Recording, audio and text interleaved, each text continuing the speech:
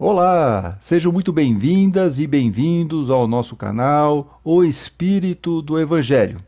E vamos aqui fazer mais uma reflexão semanal sobre uma passagem do Evangelho. E hoje nós vamos falar que nessa semana, Kamala Harris se tornou a primeira mulher de ascendência asiática e não branca a ser candidata à vice-presidência dos Estados Unidos. Ela vai formar a chapa ao lado de Joe Biden, pelo Partido Democrata. Kamala, cujo nome quer dizer flor de lótus em sânscrito e também é o nome de uma deusa hindu, sempre menciona a mãe indiana Gopalan Harris como um exemplo que ela seguiu. E ela costuma mencionar uma frase que a mãe dizia muito: não deixem que as pessoas lhes digam quem vocês são. São vocês que devem dizer às pessoas quem são vocês. Dizia que e aconselhava repetidamente Gopalan às filhas. A indiana se mudou para os Estados Unidos e decidiu criar as filhas em um bairro negro lá nos Estados Unidos para que elas se vissem como mulheres negras e se orgulhassem disso, informa aqui o jornal É o País num perfil sobre a candidata a vice-presidente. Também as levava a cada 2 anos à Índia e preparava receitas hindus para que as filhas tivessem consciência de onde vinham e estivessem conectadas com as suas origens. Tanto que Kamala costuma falar sobre a mãe. Minha mãe, que criou a mim e a minha irmã, era uma mulher orgulhosa. Era uma mulher indiana com um forte sotaque. As pessoas a olhavam por cima do ombro por causa do sotaque. Não a levavam a sério e questionaram sua inteligência por causa dele.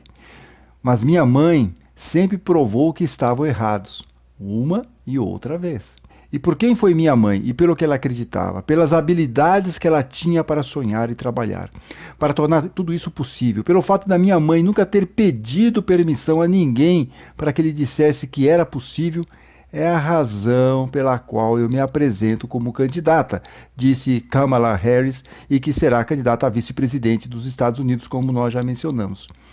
Então vejam como ela, a Kamala, tinha pela mãe, pelas atitudes da mãe, pelas palavras da mãe, um grande ensinamento. Ela enxergava a mãe e absorveu aqueles ensinamentos que a mãe passava para ela.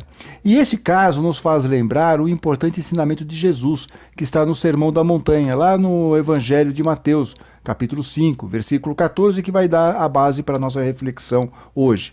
Vocês são a luz do mundo, disse Jesus. Não pode ficar escondida uma cidade construída sobre um monte. Ninguém acende uma lâmpada para colocá-la debaixo de uma vasilha, e sim para colocá-la no candeeiro, onde ela brilha para todos os que estão em casa. Assim também, que a luz de vocês brilhe diante dos homens, para que eles vejam as boas obras que vocês fazem e louvem o Pai de vocês que está no céu. Então vejo duas frases muito impactantes aqui para a nossa reflexão. Vocês são a luz do mundo, diz Jesus. E ele fala o seguinte: e que a luz de vocês brilhe diante dos homens, para que eles vejam as boas obras que vocês fazem. Bacana. E nós temos luz, vocês podem se perguntar. Claro que nós temos. São nossos bons exemplos, são nossas atitudes, costuma ser o nosso comportamento. Podemos ser uma boa referência, formadores de opinião, seja em casa, seja numa comunidade, seja no nosso ambiente, com nossos relacionamentos com outras pessoas. Tudo isso mostra a nossa luz. Alguns podem seguir o nosso exemplo. Isso não, ou não, né? Isso não está na nossa mão, não nos cabe fazer com que as pessoas sigam os nossos caminhos. As pessoas têm o seu livre-arbítrio. O importante, na verdade, é indicar, como a luz de um farol, os bons exemplos, as boas atitudes, como fez a mãe de Kamala Harris. Por isso que nós temos que tomar muito cuidado com a qualidade da nossa luz. Que luz que nós estamos projetando, do nosso exemplo, o que nós estamos passando como exemplo nas nossas atitudes, do nosso comportamento. Porque nós somos observados o tempo todo, em casa, na relação com nossos amigos, nossos colegas de trabalho. Todo o nosso comportamento é observado, é a nossa luz, é o que projetamos. Então nós temos que tomar muito cuidado com isso. Emmanuel nos ensina no livro Palavras de Vida Eterna, que ele fez junto com o Chico, que inclusive Emmanuel, como vocês sabem, era o mentor do Chico Xavier, e o Chico psicografou essa obra, e no capítulo Boas Obras, ele diz o seguinte: como que nós podemos impactar positivamente as pessoas pelas nossas atitudes, pela nossa luz. E ele fala o seguinte: com o amor, estimularemos o amor. Com a humildade, na nossa humildade, conseguiremos de alguma forma instigar no outro também a humildade. Com a paz em nós ajudaremos a construir a paz dos outros.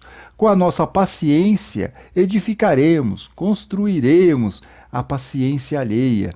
Com a caridade em nosso passo, semearemos a caridade nos passos do próximo, diz aqui o Emmanuel.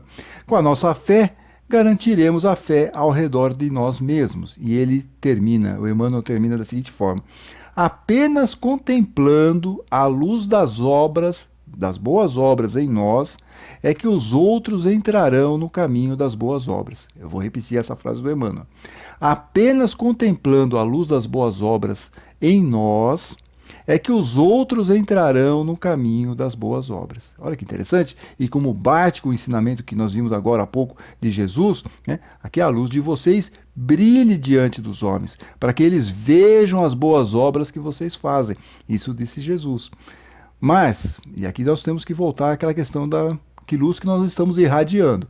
Não adianta parecer bonzinho, né? Fazer um bonzinho de fachada, não adianta, porque as pessoas reparam e começam a comentar e vejam que nós somos o quê? Hipócritas. Por isso que o Papa, já há algum tempinho atrás, ele criticou os cristãos que levavam, segundo ele, uma vida dupla. Se diziam cristãos, mas agiam de forma contrária aos ensinos de Jesus. E ele disse que esse tipo de comportamento causava escândalo, né? Falar uma coisa e fazer outra. Dupla vida, disse o Papa. E aí ele soltou a frase polêmica: se é para ser cristão dessa forma, ou seja, ter uma vida dupla, melhor ser ateu, disse o Papa Francisco. Pode parecer um exagero, mas não é. Algum tempo atrás, um centro espírita no Rio de Janeiro percebeu que as crianças estavam deixando de ir ao trabalho de evangelização infantil, juvenil e tal. E foi perguntar para as crianças por que elas não estavam indo mais naquelas atividades. E as crianças falaram o seguinte: o que adiantava ir no centro espírita? Porque quando os pais iam no centro espírita, eles se comportavam no centro espírita de uma maneira angelical, normalmente. Quando chegavam em casa, era outra coisa, né? A gente pode imaginar o que deve ser. E elas falavam: poxa, eu não vou participar disso. É uma coisa que é fantasiosa, né? Por isso que é muito importante passarmos primeiro pela nossa transformação moral, batalharmos para nós sermos pessoas melhores, espíritos melhores, né? Fazer a nossa reforma interior, para que nós não tenhamos essa vida dupla, né? Como disse o Papa lá, né? Não sermos considerados hipócritas, causar escândalo. Essa questão nossa de o que nós projetamos é tão importante, e já que nós falamos das crianças, vamos falar aqui sobre um psicólogo suíço muito famoso, Jean Piaget. Ele, após muito estudo e pesquisa, ele chegou à conclusão que as crianças, inicialmente, aprendem por imitação. E, obviamente, nós estamos aqui falando das crianças, mas tudo que nós estamos à nossa volta, a luz que nós estamos projetando, ela também vai fazer um impacto mais ou de menor grau nas outras pessoas. Mas vamos aqui centrar na questão das crianças. Então, normalmente, inicialmente, elas aprendem por imitação. Ou seja, os pensamentos e o comportamento da criança, ele inicialmente funciona como uma repetição do que elas veem. Uma repetição. E são essas experiências, diz o Piaget, que vão formar a base da memória e mais tarde do pensamento dessa pessoa. A criança seria assim como um radar que capta tudo à sua volta e armazena em sua memória para mais tarde usar como algo que é seu. Bem, um pouquinho mais para frente, o psicólogo bielorrusso, o Lev Vygotsky, parceiro de Piaget, descobriu, ele foi um pouquinho além do que o Piaget descobriu. Ele falou o seguinte, que o comportamento, a fala e a produção intelectual se formam a partir de uma experiência afetiva que a criança faz com aquilo que aprende. Vamos lá. A formação de uma criança se dá não só por meio do que ela vê, mas principalmente da forma como ela experimenta. Então vamos lá, vamos fazer um caso específico aqui.